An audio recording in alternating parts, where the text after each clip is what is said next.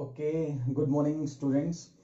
तो आज का जो हमारा टॉपिक है वो रहेगा एप्लीकेशंस ऑफ गॉस लॉ। इससे पहले वाले वीडियो में हमने गॉस लॉ के बारे में पढ़ लिया था कि गॉस थ्योरम या फिर गॉस लॉ हमारा क्या है। आज उसी की एप्लीकेशन हमको पढ़नी है कि कहाँ कहाँ वो एप्लीकेबल होगी और क्या हम उससे निकाल सकते हैं। तो बेसिकली इलेक्ट्रिक फील्ड हम उससे निकालते हैं। तो पहली एप्लीकेशन यही है हमारी, हमको फाइंड आउट करना है electric field due to infinitely long straight charged wire. हमारे पास एक वायर है जो कि जिसकी लेंथ जो है वो इनफाइनाइट हमने मान ली, फाइनाइट लेंथ नहीं है, इनफाइनाइट लेंथ है। तो मैंने डॉट जो लगा रहा हूं इसका मतलब है नीचे की तरफ भी बहुत ही लंबी है, ऊपर की तरफ भी। तो ये कोई वायर है और इस वायर के ऊपर पूरी की पूरी के ऊपर चार्ज है हमारा। मैंने इसको पॉजिटिवली चार्ज मान लिया। ये कैसे भी चार्ज हो सकती है, नेगेटिवली चार्ज भी हो सकती थी। तो मैंने इसको पॉजिटिवली चार्ज मान लिया और यूनिफॉर्मली ये इसके ऊपर पॉजिटिवली चार्ज, पॉजिटिव चार्ज है इसके ऊपर। और इसकी जो चार्ज डेंसिटी है जिसको हम लीनियर चार्ज डेंसिटी बोलते हैं,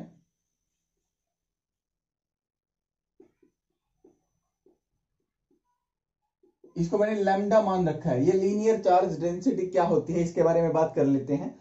तो जब हम किसी भी वायर की बात करते हैं, एक लाइन के अंदर आपका चार्ज है, ये एक चार्ज आपका किसी लाइन के अंदर डिस्ट्रीब्यूटेड है आपका। तो एक यूनिट लेंथ आपको माननी है, यूनिट लेंथ, 1 यूनिट लेंथ। उस 1 यूनिट लेंथ में जितना चार्ज आपका होता है उसी को हम लैम्डा बोलते हैं। तो अगर यहां से आप लैम्डा का फॉर्मूला बनाना चाहो तो वो भी बना सकते हो। मान लेते हो आप इस पूरी वायर के ऊपर कितना चार्ज है, क्यू चार्ज है, और इसकी लेंथ है कैपिटल एल। तो कैपिटल एल मीटर अगर लेंथ है तो चार्ज कितना है, क्यू कूलम। और अगर ये 1 मीटर या 1 यूनिट आप मान लोगे तो कितना बनेगा, क्यू अपॉन एल बनेगा। तो ये क्या बना, चार्ज पर यूनिट लेंथ बना ना। और इसी को हम क्या बोलते हैं, इसी को हम बोलते हैं लैम्डा, लीनियर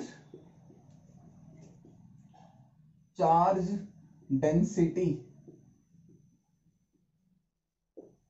तो हम इलेक्ट्रिक फील्ड अब से पहले एक पॉइंट चार्ज का निकाल रहे थे। इससे पहले हमने इलेक्ट्रिक फील्ड 2 चार्जेस का निकाला था जिसको हम डाइपोल बोल रहे थे। लेकिन एक डिस्ट्रीब्यूटेड चार्ज का डिस्ट्रीब्यूशन है एक पूरे लाइन के ऊपर, लेंथ के ऊपर, इसकी वजह से इलेक्ट्रिक फील्ड अब तक नहीं निकाला था। उसको निकालने के लिए हमको किसकी जरूरत पड़ चुकी है, गॉस लॉ की जरूरत पड़ गई थी। तो इसीलिए हमने पहले ये पढ़ लिया है। तो यहाँ पे जो इस वायर की चार्ज डेंसिटी हमने मानी है वो मानी है लैम्डा, और इसकी जो लेंथ है वो कितनी है, इनफाइनाइट लेंथ। फिलहाल तो इनफाइनाइट मान रखिए। यहाँ एल लेंथ की जो मैं बात कर रहा था, ये तो लैम्डा की को डिफाइन करने के लिए मैं आपको बता रहा था। तो यहाँ पे किसी भी पॉइंट पे, जैसे मान लेते हैं ये कोई पॉइंट चुन लिया हमने, और इस पॉइंट पे इलेक्ट्रिक फील्ड आपको निकालना है, पता नहीं क्या है। इस वायर पे चार्ज फैला हुआ है और इस पॉइंट पे आपको इलेक्ट्रिक फील्ड निकालना है। पहले मैं इस पॉइंट पे इलेक्ट्रिक फील्ड की डायरेक्शन के बारे में बात करता हूं क्या होगी, और फिर इलेक्ट्रिक फील्ड भी निकाल लेंगे। तो मैं कहीं भी एक छोटा सा एलिमेंट मान लेता हूं। यहां एक छोटा सा एलिमेंट मान लिया मैंने, डेल्टा एल लेंथ का। तो इस डेल्टा एल लेंथ पे कोई ना कोई तो चार्ज भी होगा ना, यहाँ पे पूरी पे चार्ज आपका फैला हुआ है। तो मान लेते हैं यहाँ पे डेल्टा क्यू आपका चार्ज है, थोड़ी सी लेंथ पे, छोटी सी लेंथ पे। ये इतनी स्मॉल लेंथ होती है कि हम इसको पॉइंट भी कंसीडर कर सकते हैं। तो इसकी वजह से यहाँ इस पॉइंट पे एक इलेक्ट्रिक फील्ड बनने वाला है। वो देख लेते हैं कैसा बनेगा, क्या डायरेक्शन उसकी होगी। तो यहाँ पे एक पॉइंट चार्ज के जैसे एक छोटी सी लेंथ है, और ये कोई डिस्टेंस है हमारी आर, मान लेते हैं इस डिस्टेंस को। और इसकी वजह से इस पॉइंट पर जो इलेक्ट्रिक फील्ड बनने वाला है, पॉजिटिव चार्ज की वजह से इलेक्ट्रिक फील्ड आउटवर्ड बनता है। तो ये हमारी इलेक्ट्रिक फील्ड की डायरेक्शन बन गई है। अब ये इनफाइनाइटली लॉन्ग वायर है, तो आपको पता है कि अगर ये इसका सेंट्रल पॉइंट मान लेते हैं या फिर इसके सामने वाला पॉइंट मान लेते हैं, ये यहां से परपेंडिकुलर डिस्टेंस आपकी। तो अगर ये लेंथ आपकी मान लेते हैं कुछ भी एल है, तो एल लेंथ नीचे ही, अगर ये लेंथ एल है आपकी तो एल लेंथ नीचे, एल लेंथ ही नीचे एक और एलिमेंट ऐसा ही बनाया जा सकता है डेल्टा एल, जिसके ऊपर भी कितना चार्ज है, डेल्टा क्यू चार्ज है। यहाँ भी डेल्टा एल पे डेल्टा क्यू, यहाँ भी डेल्टा एल लेंथ पे डेल्टा क्यू ही चार्ज है, क्योंकि जो आपका चार्ज है वो यूनिफॉर्मली डिस्ट्रीब्यूटेड है। तो जितनी लेंथ यहाँ उतनी ही लेंथ यहाँ, जितना चार्ज यहाँ उतना ही चार्ज यहाँ। इसकी वजह से भी एक इलेक्ट्रिक फील्ड इस पॉइंट पे बनने वाला है, और वो इलेक्ट्रिक फील्ड की डायरेक्शन कुछ इस तरीके से आने वाली है। ओके, ये लेंथ और ये लेंथ क्या है, सेम है, ये दोनों में कॉमन है। तो आपको पता है एंगल वगैरह सेम बनने वाले हैं, तो ये एंगल और ये एंगल भी इक्वल बनेगा, और यहां से ये एंगल और ये एंगल भी इक्वल ही बनेगा फिर, क्योंकि ये जितना है उतना ये जितना उतना ही ये, तो चारों ही एंगल क्या है यहाँ पे, सेम। तो एक एंगल कोई थीटा मान लो आप, ये भी आपका थीटा ही है। ये आपका इलेक्ट्रिक फील्ड ई बना, तो ये भी आपका ई ही बनेगा, और ई का नीचे वाला कंपोनेंट अगर मैं देखता हूं तो ई कॉस थीटा बनेगा, और इसका ऊपर वाला कंपोनेंट ई साइन थीटा बनेगा। यहां पे भी इसका एक कंपोनेंट अगर मैं बनाऊंगा तो ई कॉस थीटा ही बनेगा, तो 2 टाइम्स हो जाएगा यहाँ पे, इसी का 2 टाइम्स। और यहां एक कंपोनेंट बनने वाला है, वो ई साइन थीटा होगा। तो यहां पे इलेक्ट्रिक फील्ड ये था और ये था, इनके कंपोनेंट में बना चुका हूं एक्स एक्सिस और वाई एक्सिस में। मैंने देखा वाई एक्सिस के सारे कंपोनेंट ई साइन थीटा, ये दोनों कंपोनेंट कैंसिल हो जाएंगे, और सिर्फ कौन से बचने वाले हैं, सिर्फ एक्स एक्सिस वाले बचेंगे, अगर मैंने इसको एक्स एक्सिस माना है तो, और ये हमारी वाई एक्सिस है तो एक्स एक्सिस वाले कंपोनेंट बचते हैं, वाई एक्सिस वाले कैंसिल हो जाते हैं। तो नेट इलेक्ट्रिक फील्ड आपका कहां बच रहा है, मैं सिर्फ डायरेक्शन की बात कर रहा हूं। ये इलेक्ट्रिक फील्ड आएगा कितना, इसके बारे में अभी बात नहीं करी है हमने, मैं सिर्फ डायरेक्शन को देख रहे हैं।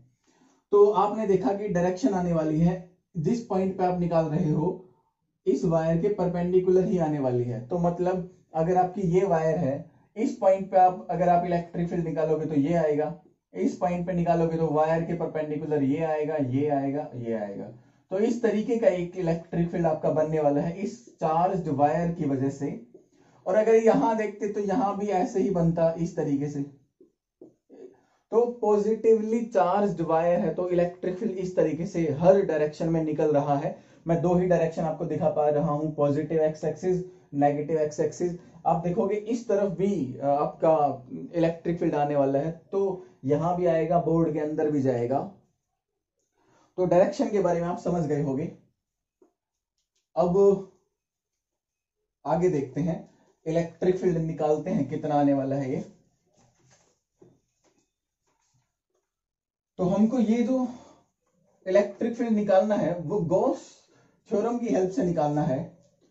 ऐसी बात नहीं है कि गॉस थ्योरम की हेल्प से ही निकलेगा, आप नॉर्मली कूलम्स लॉ जो है आपका उससे भी निकाल सकते हो ये, लेकिन हमारे सिलेबस में यही है, गॉस लॉ की हेल्प से ही निकालना है हमको।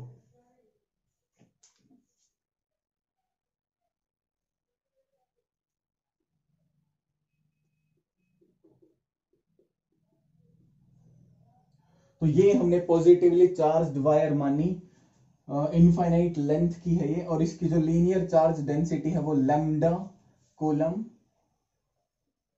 पर मीटर है, कैपिटल सी है ये यहाँ पे आपका, लैम्डा कूलम पर मीटर है।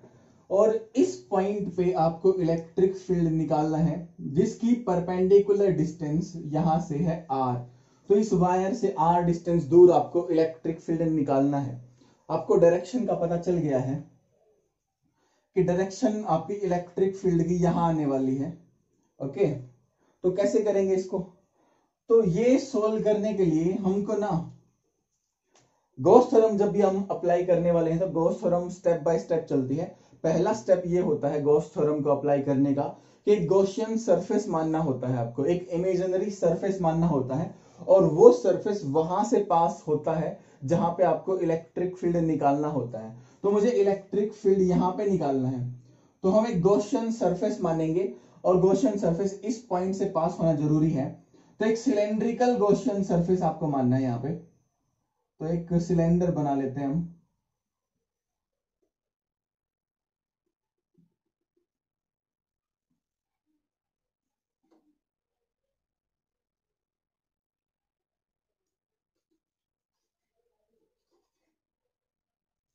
तो एक ये सिलेंडर मैंने यहाँ पे बना लिया है, जहां पे एक सरफेस, 2 सरफेस और एक कर्व सरफेस, 3 सरफेस यहाँ पे हैं।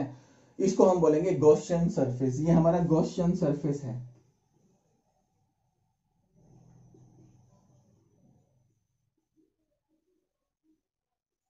और गॉसियन सरफेस की जो सिलेंडर बना है गॉसियन सरफेस में, यहां पे आपको लिखना होता है कि एक गॉसियन सरफेस आपने सेलेक्ट किया है किस फॉर्म में, एक सिलेंड्रिकल फॉर्म में, ओके, जिसकी रेडियस कितनी है, आर है। अब हम गॉस थ्योरम लिखते हैं। यहाँ पे क्या है हमारी, हमको पता है कि जो फ्लक्स होगा इस गॉसियन सरफेस के अलोंग, इस गॉसियन सरफेस का flux E dot D S, closed surface होता है आपका हमेशा Gaussian surface, this is equal to charge inside the Gaussian surface divided by permittivity of that medium, जहां पे हम इलेक्ट्रिक फील्ड निकालना चाहते हैं। ओके, तो ये हमारा फॉर्मूला है। तो आप इस तरफ वाला कैलकुलेट कर लो पहले, इस तरफ आपको ई डॉट डी एस कैलकुलेट करना है, यहाँ पे आपको चार्ज कैलकुलेट करना है। तो बहुत ही आसान है, दोनों तरफ ये भी निकाल लेते हैं, ये भी निकाल लेते हैं। तो देखो, अब ये है हमारा क्लोज सरफेस। जब मैं इसको सोल्व करता हूं ई डॉट डी एस को, तो ई डॉट डी एस लिखा जाता है ई, ये यहां पे वेक्टर फॉर्म है, magnitude of E, magnitude of surface area into cos of theta. इस एरिया और इस इलेक्ट्रिक फील्ड के बीच का हमको एंगल देखना होता है। तो यहां देखना, इस पॉइंट पे या फिर ये जो कर्व सरफेस है, इस कर्व सरफेस का जो एरिया वेक्टर बनने वाला है, वो एरिया वेक्टर कुछ इस तरीके से बनने वाला है, इस तरफ बनने वाला है। ओके, क्योंकि कर्व सरफेस है, जैसे मार्कर आपका कर्व सरफेस है, एरिया हमेशा परपेंडिकुलर, जो एरिया वेक्टर है आपका एरिया के परपेंडिकुलर होता है। तो अगर आप इसका कोई भी पॉइंट चुनते हो, यहाँ पे कोई भी पॉइंट, उससे एरिया वेक्टर देखोगे तो परपेंडिकुलर इस तरीके से निकल के आएगा। ओके, तो यहां एक छोटा सा ds आप मान सकते हो कहीं भी जहां पे आपका मन करे, जैसे यहां पे ही मान लिया आपने छोटा सा ds, कोई एरिया, और इस एरिया वेक्टर की डायरेक्शन आप देख रहे हो कहां पे है, इस तरीके से है। इलेक्ट्रिक फील्ड कहां पे है, तो वायर से इलेक्ट्रिक फील्ड परपेंडिकुलर होता है, तो इलेक्ट्रिक फील्ड की डायरेक्शन ये है आपकी,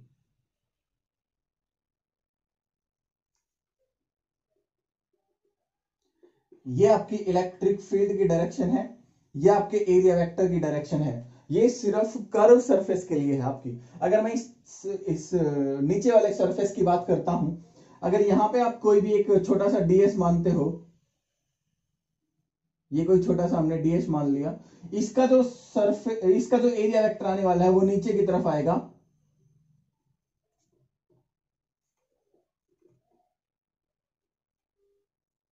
लेकिन आपका इलेक्ट्रिक फील्ड यहां पे इस सरफेस के लिए, आप देखो ये पॉजिटिवली चार्ज वायर, इससे इलेक्ट्रिक फील्ड यूं जा रहा था हमारा, तो इलेक्ट्रिक फील्ड आपका इस डायरेक्शन में बन रहा है। आप देख रहे हो एरिया वेक्टर का इलेक्ट्रिक फील्ड के साथ 90 डिग्री का एंगल है, यहां एंगल है 0, और यहां अगर मैं देखता हूं तो यहां कोई छोटा सा ds मानना, उसका एरिया वेक्टर ऊपर की तरफ, और इलेक्ट्रिक फील्ड तो इसी तरफ रहेगा हमेशा, ये इलेक्ट्रिक फील्ड, यहां भी एंगल 90 बन रहा है आपका।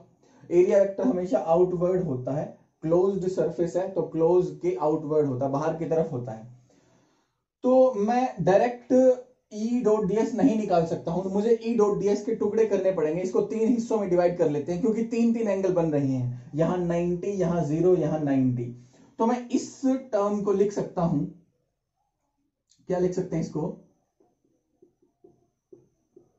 ये वाली जो टर्म है इसको लिखेंगे हम यहां पे कि E dot D S integration cos theta due to first surface. मैं इसको फर्स्ट सरफेस नाम दे देता हूं, जो कर्व वाला है वो सेकंड सरफेस है, और नीचे वाला जो है वो थर्ड सरफेस है। Due to first plus E dot D S cos theta due to second, और E cos theta due to third. यहां पे electric field E1, E2, E3 आप ले सकते हो, क्योंकि अलग अलग बनेगा, यहां पे अलग, यहां पे अलग, यहां पे अलग है। ds भी यहां पे क्या पता कितना है, यहां पे अलग, यहां पे, लेकिन फिर भी मैं E ही इसको लेके चल रहा हूं, क्योंकि एक ही टर्म बचने वाली है, बाकी सारी चीजें कैंसिल हो जाएंगी यहां पे।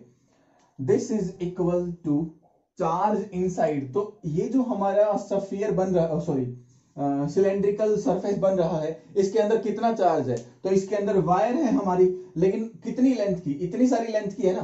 तो आपने जो गॉसियन सरफेस मानना है उसकी एक लेंथ भी हम मान लेते हैं, वो लेंथ कितनी है, एल, वो लेंथ मैं एल मान लेता हूं, इस सिलेंडर की लेंथ एल है। तो वायर की लेंथ जो इनसाइड है वो भी तो एल है, और 1 मीटर में कितना चार्ज है हमारा, एक मीटर में हमारा लैम्डा कूलम चार्ज है, चार्ज डेंसिटी हमको ये बताती है। तो टोटल चार्ज कितना बनेगा, 1 मीटर में आपका लैम्डा है, तो एल मीटर में कितना बनेगा, लैम्डा एल बनेगा ना। तो चार्ज इनसाइड कितना आ चुका है, लैम्डा एल आ चुका है आपका, और डिवाइडेड बाय क्या है, डिवाइडेड बाय एप्सिलॉन नॉट। तो ऐसी कुछ टर्म बन रही हैं। अब बाकी सबकी वैल्यू यहां पे रख देते हैं। फर्स्ट सरफेस के लिए यहाँ पे जो एंगल है हमारा एरिया वेक्टर में और इलेक्ट्रिक फील्ड में कितना बन रहा है, वो बन रहा है 90 फर्स्ट सरफेस के लिए, तो यहाँ 90 रख देते हैं। सेकंड सरफेस के लिए, ये सेकंड सरफेस है, एंगल कितना बन रहा है 0, यहां रख दिया 0। और यहां थर्ड के लिए ये बन रहा है फिर से 90, cos 90 0, cos 90 0, सिर्फ ये बचेगा cos 0 जो कि 1 होता है।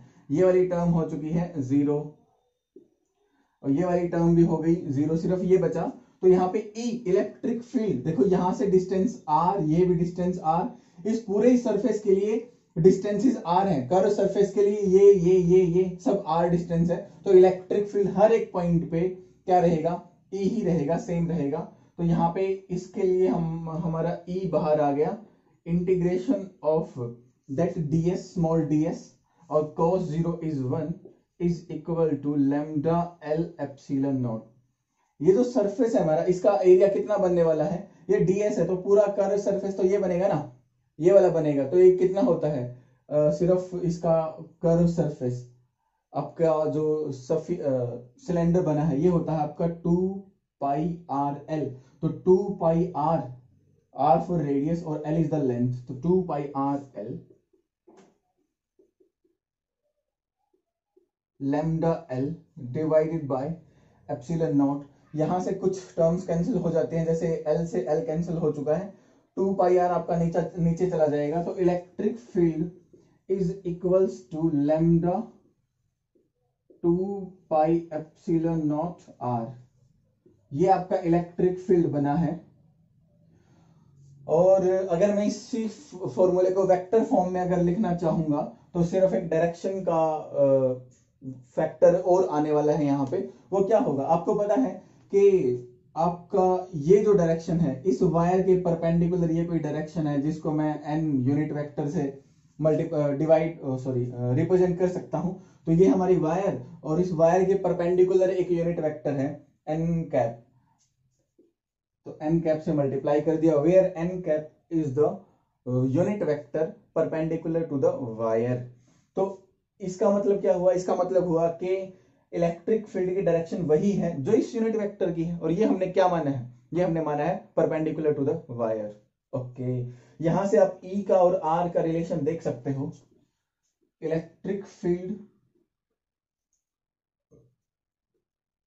डिस्टेंस के साथ कैसे वेरी कर रहा है, तो यहां रिलेशन है हमारा इनवर्स रिलेशन। तो आपका ग्राफ कुछ इस तरीके से आना चाहिए, ये इनके बीच का ग्राफ आएगा, E और R के बीच का। अगली एप्लीकेशन करते हैं। ओके, तो अगली एप्लीकेशन है हमारी electric field due to uniformly charged infinite plane sheet. हमारे पास एक प्लेन शीट है बहुत ही पतली, जिसकी थिकनेस ना के बराबर है और इनफाइनाइटली लॉन्ग है वो, उसका लेंथ भी उसका ब्रेड्थ भी बहुत ही ज्यादा है, इनफाइनाइट है। और उसको हमने पॉजिटिव चार्ज दे दिया या फिर नेगेटिव चार्ज दे दिया है, और उसकी वजह से हम इलेक्ट्रिक फील्ड हमारा निकालना चाहते हैं किसी पॉइंट पे। तो आप पीछे वाला लॉजिक लगा के, जैसे मान लेते हैं इस पॉइंट पे आप निकालना चाहते हो, तो अगर यहां कोई छोटा सा एरिया मानता हूं मैं, तो उसकी वजह से इलेक्ट्रिक फील्ड यहां बनेगा। सेम यहां पे कोई मिल जाएगा एरिया चार्ज वाला, तो वहां बनेगा, दो कंपोनेंट कैंसिल हो जाएंगे, तो इलेक्ट्रिक फील्ड आपका इसी डायरेक्शन में बनने वाला है। तो डायरेक्शन तो आप पीछे वाले लॉजिक से निकाल सकते हो किस तरीके से बनने वाला है, यहाँ पे सेम जो मैं पिछले एप्लीकेशन में करवा चुका हूं आपको। तो डायरेक्शन आपको पता चल गई है कि ये डायरेक्शन आपकी बनने वाली है इलेक्ट्रिक फील्ड की। और सिर्फ इसी तरफ नहीं, इस शीट के जैसे हमारी कॉपी होती है तो कॉपी के उस तरफ भी, कॉपी के इस तरफ भी, पेज जो होता है उसको उस तरफ भी, इस तरफ भी, तो ऐसे ही चार्ज आपका इस तरफ भी और ये इलेक्ट्रिक फील्ड आपका इस तरफ भी, दोनों तरफ आपका निकल रहा है, परपेंडिकुलर निकल रहा है। और ओके, और हमको कहीं एक पॉइंट पे निकालना है अब इलेक्ट्रिक फील्ड। डायरेक्शन आपको पता चल गई है,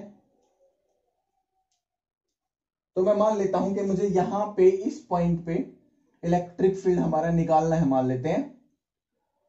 तो इसके ऊपर जो चार्ज फैला हुआ है वो यूनिफॉर्मली फैला हुआ है और पॉजिटिव चार्ज हमने माना है। कैसे फैला हुआ है इसके बारे में हमारे पास क्या इंफॉर्मेशन है, तो इसकी जो सरफेस चार्ज डेंसिटी है, मतलब चार्ज ऑन यूनिट एरिया, अगर यहां पे मैं एक यूनिट एरिया ले लेता हूं तो उसके ऊपर कितना चार्ज है, तो वो चार्ज हमने माना हुआ है सिग्मा। तो सिग्मा क्या होता है, sigma is the charge per unit area. Okay, तो ये हमने सिग्मा माना हुआ है। यहां से देख सकते हो coulomb metre square, coulomb per metre square. Okay, ये हमने माना हुआ है। तो अब फर्स्ट स्टेप हमारा क्या कहता है, इलेक्ट्रिक फील्ड निकालने के लिए इस पॉइंट पे गॉसियन लो, गॉसियन सरफेस आपको मानना है यहां पे। तो मैं एक गॉसियन सरफेस चूज कर लेता हूं पहले, यहां पे कुछ इस तरीके से।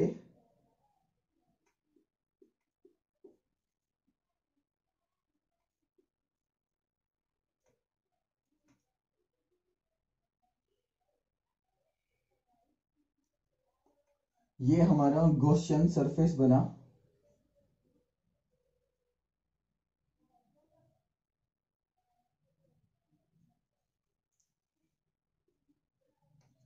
ये हमने एक सिलेंडर की फॉर्म में गॉसियन सरफेस हमारा बना लिया है। मैं पिछली बार जो टॉपिक करवाया था आपको स्ट्रेट लाइन वाला, उसके अंदर भी मैंने गॉसियन सरफेस आपका सिलेंड्रिकल फॉर्म में माना था। यहां पे भी मैं सिलेंड्रिकल फॉर्म ही मान रहा हूं। आप कोई भी, आप किसी भी तरीके का गॉसियन सरफेस मान सकते हो, लेकिन हमको सिमेट्री देखनी होती है कि एरिया, क्योंकि जब मैं गॉस लॉ अप्लाई करता हूं तो मैं ई डॉट ds कैलकुलेट करता हूं, और इसको कैलकुलेट करने के लिए मुझे क्या करना पड़ता है, magnitude of E, magnitude of ds and angle between them. क्योंकि एंगल भी मुझे देखना है तो मैं सिमेट्री को लेके ऐसा गॉसियन सरफेस चूज करता हूं जिससे एंगल आसान बने, या तो 0 बन रहे हो एंगल, या फिर आपके 90 बन रहे हो एंगल, या फिर आपका इलेक्ट्रिक फील्ड ही ना हो कहीं पे। तो इस तरीके से आपको गॉसियन सरफेस चूज करना होता है। ऐसे आप कुछ भी गॉसियन सरफेस नहीं ले सकते, हाँ, लेकिन आपका रिजल्ट वही आएगा, आप लेकिन कुछ भी मान के चलोगे तो भी। लेकिन आसानी के लिए, चीजों को आसान बनाने के लिए, सिमेट्री देखने के लिए हम ऐसे एंगल्स या फिर ऐसे सरफेस चूज करते हैं, जैसे सिलेंड्रिकल मैंने माना हुआ है। ओके, तो अब ये आप देख सकते हो कि इसके आर पार गया हुआ है। तो इस सिलेंडर में देखो, ये एक सर्कल जैसे बन रहा है ना ऐसे, तो इतना सारा चार्ज, ये इस शीट का इतना सारा एक सर्कल वाला हिस्सा इस सिलेंडर के अंदर आया हुआ है। तो गॉसियन सरफेस के अंदर चार्ज है हमारा कुछ ना कुछ। और जब हम फॉर्मूला अप्लाई करते हैं हमारा, तो क्या लिखते हैं, ई डॉट डी एस, या फिर surface integral, closed surface integral of electric field is equals to charge inside the Gaussian surface over permittivity of that medium, जहां पे हमको इलेक्ट्रिक फील्ड निकालना होता है। तो ये हमारा फॉर्मूला है। तो फिर से आप देखोगे 3 हिस्से आपको बनाने पड़ेंगे, फर्स्ट सरफेस, सेकंड सरफेस, और थर्ड वाला जो सरफेस है वो कर्व सरफेस है। तो इसको मैं 3 हिस्सों में तोड़ लेता हूं। Electric field E dot D S cos theta due to first surface, E dot ds due to second surface cos theta, E dot ds cos theta due to third surface. मैं यहां पे क्लोज नहीं लगाने वाला हूं, क्योंकि close नहीं बनेंगे आपके, क्योंकि आप देखो ये वाला सिर्फ एक सरफेस जो है वो क्लोज नहीं है, ये तो एक डिस्क जैसे बना हुआ है, ये वाला भी डिस्क जैसे बना हुआ है फर्स्ट, और थर्ड वाला क्या है, एक कर्व सरफेस है, बस इस तरफ से ओपन, इस तरफ से ओपन है, तो क्लोज नहीं है वो। तो यहाँ पे क्लोज वाला सिंबल यूज नहीं करेंगे। This is equal to charge inside and ये तो देख लेते हैं कितने कितने एंगल बन रहे हैं। आपने देखा सेकंड सरफेस का जो एरिया वेक्टर है वो इस तरफ बनेगा, और इलेक्ट्रिक फील्ड तो है ही इसी तरफ, क्योंकि इलेक्ट्रिक फील्ड तो ऐसे निकलता है ना इस तरफ और इस तरफ। फर्स्ट सरफेस का एरिया वेक्टर ये बनेगा, इलेक्ट्रिक फील्ड भी आपका इसी तरफ बन रहा है। तो ये फर्स्ट और सेकंड के लिए तो एंगल कितने बन रहे हैं, 0। और थर्ड वाले के लिए देखते हैं, कोई भी आप एरिया चूज कर लेना। जैसे यहाँ पे एक छोटा सा एरिया चूज किया और इसका एरिया वेक्टर ऊपर की तरफ पॉइंट करेगा, इलेक्ट्रिक फील्ड तो उस तरफ है ही आपका। एंगल यहाँ पे 90 बन रहा है हमारा, तो थर्ड वाले के लिए 90 बन रहा है। तो यहां पे तो आएगा थर्ड वाले के लिए 90, और फर्स्ट और सेकंड में बन रहा था 0 और 0। ओके, अब इसको कर लेते हैं सोल्व। cos 0 आपका होता है 1, और यहां भी cos 0 होता है 1, और लेकिन cos 90 होता है 0। cos 90 0, तो ये वाली टर्म तो गायब हो गई हमारी, 0 आ गई। यहां देखते हैं, यहां मान लेते हैं मैं इलेक्ट्रिक फील्ड यहां पे निकाल रहा हूं। ये हमने कोई छोटा सा ds माना हुआ है यहाँ पे, ये हमारा पूरा ही सरफेस है जो कि r डिस्टेंस दूर है यहां से। ओके, यहां पे भी r डिस्टेंस दूर उस तरफ है हमारा सिलेंडर, तो यहाँ पे सेम डिस्टेंस है, यहां से r उस तरफ, r उस तरफ। ये हमारा कोई छोटा सा ds हमने मान रखा है। ओके, इस सिलेंडर की जो रेडियस है वो हम मान लेते हैं r, कोई r तो यहाँ पे मान लिया मैंने। रेडियस की कोई खास जरूरत पड़ेगी नहीं, इसका एरिया ही मान लो आप डायरेक्ट a। ये पूरा जो सर्कल दिख रहा है इसको, इसका एरिया a है, यहां भी एरिया a रहेगा, यहां भी एरिया a ही रहेगा। ओके, तो करते हैं इसको E डॉट ds। तो इलेक्ट्रिक फील्ड मैंने मान लिया E फर्स्ट सरफेस के लिए, तो इसके लिए यहाँ पे इस पूरे के लिए E electric field, integration of ds, और cos 0 आपका 1 हो चुका है, प्लस यहां पे भी इलेक्ट्रिक फील्ड आपका E ही रहेगा। मैं सेम डिस्टेंस की बात कर रहा हूं, ये वाला सरफेस भी r, ये वाला सरफेस भी r डिस्टेंस ही दूर है, तो यहां E, तो यहां भी E he electric field, integration of ds, और cos 0 1, वो टर्म 0 हो चुकी है। चार्ज इनसाइड, अंदर कितना चार्ज है, एक यूनिट एरिया पे कितना चार्ज है, सिग्मा, और ये पूरा एरिया कितना माना है, देखो जो हमारा गॉसियन सरफेस है, सिलेंडर के अंदर यहां इतनी सारी शीट सिलेंडर के अंदर आई हुई है सर्कल वाली, और इस सर्कल का एक जो एरिया बन रहा है वो a माना है मैंने, तो इस a में ही चार्ज है आपका, इस a एरिया में ही चार्ज है आपका। तो एक यूनिट एरिया में सिग्मा चार्ज है, तो a में कितना बनेगा, सिग्मा a बनेगा, तो sigma a divided by epsilon not. और यहां पे आप देखोगे E डॉट ds, ये ds भी a है आपका फर्स्ट के लिए, ये एरिया a माना, ये भी a है, तो EA plus EA 2EA sigma a, ये a से a कैंसिल, और electric field is equal to sigma over 2 epsilon naught. ये हमारा फॉर्मूला बन गया। अगर वेक्टर फॉर्म लिखनी है तो डायरेक्शन भी साथ में अटैच कर दो, तो परपेंडिकुलर टू द एरिया, ये हमारी डायरेक्शन है, तो एक यूनिट वेक्टर मान लेते हैं n, तो उस n कैप के साथ मल्टीप्लाई कर दिया जो कि नॉर्मल है उस एरिया के। तो आपने देखा यहां पे सिर्फ सिग्मा आता है और बाकी कुछ भी नहीं आता है, डिस्टेंस का कोई फैक्टर नहीं आया है। तो अगर मैं इस शीट की वजह से यहां की बजाय यहां निकालता, इनफाइनाइट शीट है ये आपकी, यहां की बजाय यहां निकालता इलेक्ट्रिक फील्ड, तो भी आपका सिग्मा बाय 2 एप्सिलॉन नॉट आता, और इस तरफ निकाल रहा हूं तो भी वही आ रहा है, सिर्फ डायरेक्शन का फर्क है, इस तरफ आएगी ये डायरेक्शन, उस तरफ आएगी ये डायरेक्शन आपकी।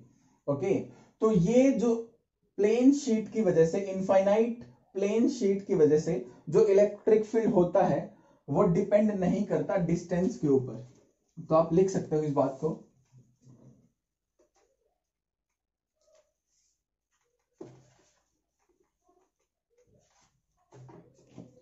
डज नॉट, या फिर electric field does not depend on distance. ये सिर्फ और सिर्फ इनफाइनाइट के लिए है, अगर ये फाइनाइट साइज की होती है तो ऐसा नहीं होगा आपका। Okay, does not. तो अगर ग्राफ अगर बनाना पड़ जाए इलेक्ट्रिक फील्ड में और डिस्टेंस में तो यही ग्राफ आएगा। आर आपका कितना भी कम या ज्यादा होता रहे, इलेक्ट्रिक फील्ड चेंज नहीं होगा। अगली एप्लीकेशन देखते हैं। ओके, तो अगली एप्लीकेशन है हमारी electric field due to a uniformly charged thin spherical shell. हमारे पास एक शेल है, स्फेरिकल शेल, जो कि अंदर से खाली होती है। शेल की बात जब भी आएगी तो वो अंदर से खाली है और वो पॉजिटिवली चार्ज हमने बना ली है यूनिफॉर्मली, या फिर नेगेटिव भी आप बना सकते हो, लेकिन फिर भी फॉर्मूला हम पॉजिटिव को लेके ही बनाते हैं। तो उसकी वजह से इलेक्ट्रिक फील्ड कैसे निकलने वाला है ये हमको देखना है। तो ये कोई स्फेरिकल शेल हमने बना ली, इसके अंदर हम 3 केस पढ़ने वाले हैं। इस स्फेरिकल शेल के बाहर इलेक्ट्रिक फील्ड कितना है, इस spherical shell on the surface कितना है, और इसके अंदर कितना है। तो 3 आपके टॉपिक हो जाएंगे यहाँ पे। तो केस फर्स्ट करते हैं। ये हमारे अपने शेल का सेंटर और इस पूरे के ऊपर पॉजिटिव चार्ज फैला हुआ है। और मान लेते हैं आउटसाइड वाला केस कर रहे हैं, इसकी रेडियस हमारी आर है और इस पॉइंट पे हमको निकालना है अपना इलेक्ट्रिक फील्ड। ये जो डिस्टेंस है वो है स्मॉल आर। तो सबसे पहला स्टेप क्या कहता था, ये कहता था कि हमको एक गॉसियन सरफेस मानना है। तो मैं एक स्फीयर ही मान लेता हूं, गॉसियन सरफेस। ये इस तरीके से ये जो हमारा सरफेस है इसके ऊपर जो चार्ज फैला हुआ है वो चार्ज हम मान लेते हैं कैपिटल क्यू। तो ये हमने चार्ज मान लिया। इसकी रेडियस मैं आपको बता चुका हूं, आर है, small R, sorry capital R इसकी रेडियस है। अब यहां देखते हैं, तो मैंने एक गॉसियन सरफेस मान लिया, तो आपको लिखना है यहां पे एक spherical Gaussian surface is considered with radius capital R. और फर्स्ट केस क्या है हमारा, आउटसाइड द शेल, या फिर आप इसको ऐसे भी लिख सकते हो कि जहां पे मैं निकाल रहा हूं ना वो डिस्टेंस ग्रेटर देन आर है, कैपिटल आर है, रेडियस से ज्यादा है। तो इसके लिए फिर से E dot D S is equals to charge inside over epsilon naught. ये हमारा फॉर्मूला है। ये क्या है, surface integral, closed surface integral of electric field is equals to the charge inside the Gaussian surface divided by epsilon naught। ये हमारी Gauss theorem कहती है। तो हमको फिर से एक एरिया मानना है, एक इलेक्ट्रिक फील्ड निकालना है, इस पॉइंट पे एंगल भी कुछ बनने वाला है दोनों के बीच में। तो यहाँ पे ये जो गॉसियन सरफेस है, इस गॉसियन सरफेस पे एक छोटा सा एरिया कंसीडर कर लिया गया ds, जिसकी डायरेक्शन ये है, इस एरिया वेक्टर की डायरेक्शन ओके इस तरफ है। और इलेक्ट्रिक फील्ड की अगर मैं बात करूंगा तो पॉजिटिव चार्ज के सरफेस से इलेक्ट्रिक फील्ड निकलता ही तो है, तो ये आपका इलेक्ट्रिक फील्ड की डायरेक्शन है। तो आप इलेक्ट्रिक फील्ड की डायरेक्शन भी देख सकते हो, यही है हमारी। तो इलेक्ट्रिक फील्ड भी इसी तरफ है और आपका एरिया वेक्टर भी इसी तरफ है। तो ई में और एरिया वेक्टर में जो एंगल बनने वाला है वो कितना बनने वाला है, 0 डिग्री। जब इसको सोल्व किया तो आया ई ds cos of angle between E and ds, जो कि 0 आ चुका है। चार्ज इनसाइड, अंदर कितना चार्ज है, तो ये गॉसियन सरफेस है, स्फीयर है, सारा ही चार्ज इसके अंदर है, ये पूरा का पूरा चार्ज ही इसके अंदर है। तो मैं Q ही लिख देता हूं डायरेक्ट, टोटल चार्ज Q ही है डिवाइडेड बाय एप्सिलॉन नॉट। ये आपका 1 हो गया cos 0, और यहां से इंटीग्रेशन चल रहा था आपका साथ में, यहां से E और ds का इंटीग्रेशन इस पूरे सरफेस का, गॉसियन सरफेस पे माना है ना, इसका पूरे का जो सरफेस एरिया आने वाला है वो होगा आपका 4 pi small r square Q by epsilon naught. Electric field यहां से आया 1 by 4 pi epsilon naught Q by r square, और जिसकी डायरेक्शन अलोंग द रेडियस है, अलोंग द रेडियस, ये हमारी रेडियस है ना, तो अलोंग द रेडियस है इलेक्ट्रिक फील्ड की डायरेक्शन। तो आप देख सकते हो ये हमारा फॉर्मूला कुछ सिमिलर जैसा है, पहले हम पढ़ चुके हैं ऐसा ऐसा फॉर्मूला भी। एक पॉइंट चार्ज की वजह से एक पॉइंट चार्ज की वजह से जैसा इलेक्ट्रिक फील्ड होता है सेम आया है एक स्फेरिकल शेल की वजह से आउटसाइड द शेल। ओके, तो मैं ऐसा बोल सकता हूं कि पूरा का पूरा चार्ज अगर इस पॉइंट पे कंसंट्रेटेड हो, यहां पे सेंटर पे कंसंट्रेटेड हो, तो एक पॉइंट चार्ज बन जाएगा। तो सेम ही रिजल्ट आ रहा है आपका। तो यहां पे आप लिख सकते हो रिजल्ट, ये electric field is same as if we consider the whole charge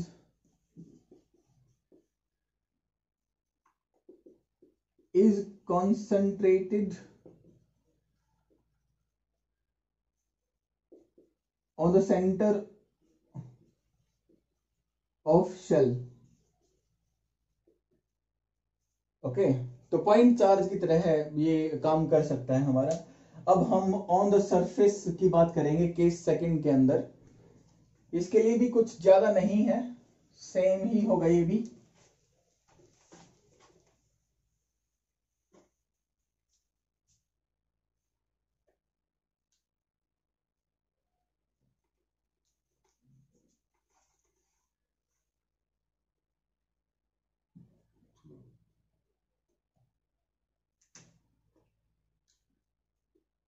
case second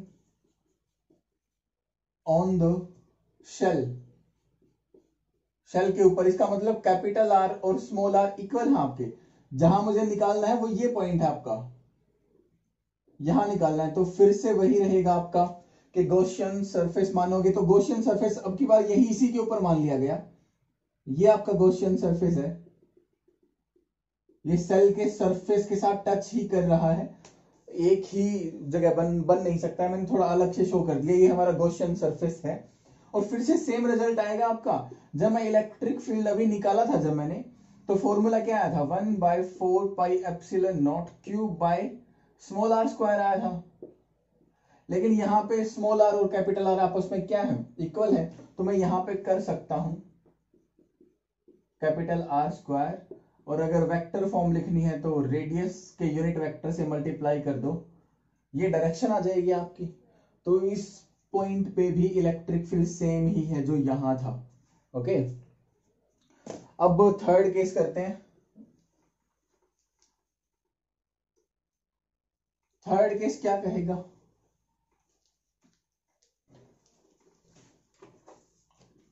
case third,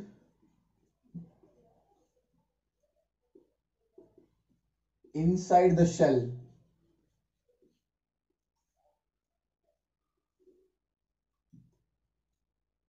ये हमारी शेल, यूनिफॉर्मली पॉजिटिव चार्ज इसके ऊपर फैला हुआ है, और अंदर कोई पॉइंट ले लिया, ये पॉइंट, यहां आपको इलेक्ट्रिक फील्ड निकालना है। आपने फिर से एक गॉसियन सरफेस कंसीडर किया। गॉसियन सरफेस आपका उस पॉइंट से पास होना बहुत जरूरी होता है जहां पे आपको इलेक्ट्रिक फील्ड निकालना होता है। तो ये इसका सेंटर है, और ये हमारी डिस्टेंस जहां पे निकालना है वो आर रेडियस पे है, और ये क्या है आपका कैपिटल आर, शेल की रेडियस आपकी। ओके, तो फिर से हमने किया E dot ds, this is equals to charge inside divided by epsilon naught. हम पहले इस चार्ज को ही निकाल लेते हैं। तो मैंने देखा कि चार्ज तो है ही नहीं, ये गॉसियन सरफेस है, इस गॉसियन सरफेस के बाहर ही है सारा चार्ज, इनसाइड कोई चार्ज नहीं है। तो चार्ज इनसाइड कितना आ गया, 0, 0 अपॉन समथिंग 0 ही होता है। और यहाँ पे electric field E dot ds, इसका इंटीग्रेशन करने पे कुछ आता होगा, मैं उसको डेल्टा एस लिख देता हूं। सरफेस एरिया आपको पता है 4 पाई आर स्क्वायर आने वाला है, स्मॉल आर स्क्वायर जो भी आने वाला है, दिस इज इक्वल टू 0। आपका सरफेस एरिया 0 नहीं है, सरफेस एरिया 0 नहीं है। यहां पे आप कोई भी छोटा सा ds मानोगे, इंटीग्रेट करोगे तो 4 पाई आर स्क्वायर आने वाला है। तो ये वाली टर्म 0 नहीं है, तो कौन 0 होगा, यही वाली टर्म तो 0 होगी ना। तो यहां से एक रिजल्ट आ गया, electric field is equal to 0। तो इनसाइड द शेल